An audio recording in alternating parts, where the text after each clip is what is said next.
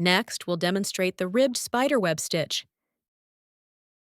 using 4 strands of color number 2. First, bring up here. Insert at the center point. Using the straight stitch method, stitch these foundation lines with straight stitch. After stitching, move the needle to bring up above the center point. Pass the needle under 2 foundation lines.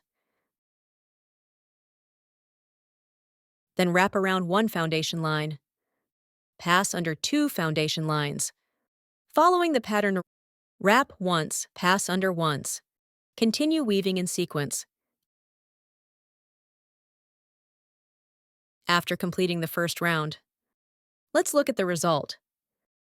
Following these steps, wrapping around 1 foundation line, continue weaving until the pattern below is covered.